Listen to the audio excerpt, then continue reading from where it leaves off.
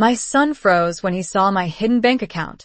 I remember the exact way his hand stopped midair, fingers still wrapped around the envelope as if letting go of it might somehow undo what he had just seen, and for a brief second the room went so quiet I could hear the faint hum of the refrigerator from down the hall. The same refrigerator I had owned for nearly 15 years because I never believed in replacing something that still worked, even when I could have afforded something newer, something shinier, something that would have made.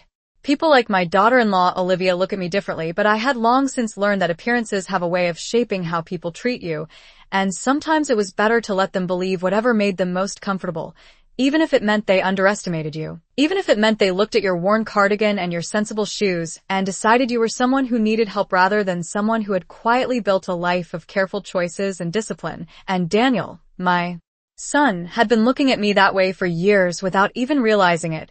The way his tone softened whenever he spoke about money around me, the way he insisted on paying for dinner even when I reached for my purse, the way he avoided certain conversations as if he were protecting me from something fragile, something small, and I had let him because it was easier, because correcting him would have required explaining things I was not yet ready to explain, because there was a certain kind of truth that only revealed itself at the right moment, and that moment, it seemed, had finally arrived without warning, without preparation, just a simple afternoon that had started like any other, with sunlight coming through the kitchen window and the smell of coffee still lingering in the air, and yet beneath that calm surface something had already begun to shift, something I had felt in the past few days but couldn't quite name. A subtle tension in Daniel's voice, a certain impatience in Olivia's smile, the way she would glance at the house as if measuring it, evaluating it, as if she were already imagining what it could become once it no longer belonged to me.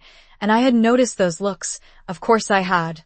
But I had said nothing because silence has always been my greatest strength. Silence and observation. The ability to sit in a room and let people reveal themselves without interruption. And over the years I had learned that people always do. Eventually, if you give them enough space, enough time, enough confidence to believe they are not being watched, and Olivia had grown very comfortable in that belief. Comfortable enough to speak more freely when she thought I wasn't paying attention. Comfortable enough to let certain words slip, words like burden, words like practical, words that sounded reasonable on the surface but carried a weight underneath that was impossible to ignore once you truly listened. And Daniel, my sweet boy who used to hold my hand when crossing the street, who used to ask me for advice about everything from school projects to his first job, had begun to echo that same language without even realizing it, as if her perspective had slowly become his own, as if the distance between us had been built not in a single moment but brick by brick over time, each small assumption layering over the next until I was no longer seen clearly at all.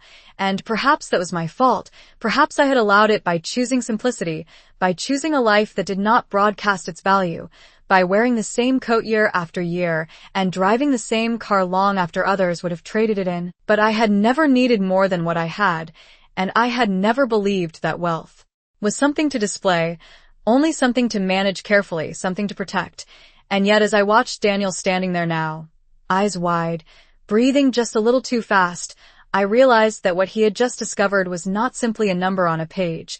It was a truth that would force him to reconsider everything he thought he knew about me, about himself, about the quiet assumptions that had shaped the way he treated me. And for the first time in a long while I felt something shift inside me. As well, not anger, not even disappointment, but a calm, steady clarity, the kind that comes when a long unseen pattern finally reveals itself in full, and I understood then that this moment, as unexpected as it was, had been building for a very long time, that the past 72 hours, with all their small strange details and subtle changes, had been leading here, to this exact second where illusion met reality and neither could exist together any longer. And I did not rush to speak. I did not step forward or explain or soften what he was seeing.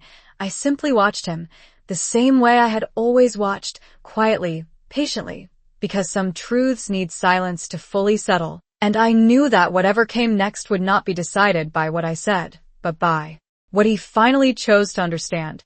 72 hours earlier, I stood alone in my quiet kitchen, counting every dollar out of habit, while they were already counting me out. Olivia stood by the doorway, whispering something to Daniel, her eyes scanning the house slowly, like it was already theirs. I heard her say quietly, "We cannot keep supporting her like this," and Daniel did not argue. He just nodded slowly. That was the moment I understood they had already made plans for me, plans that did not include asking what I wanted. I thought of every bill I had paid for him, every sacrifice I had made, and how easily he had forgotten. I said nothing that night, but something inside me had shifted quietly, and I knew I would not let them decide my future again.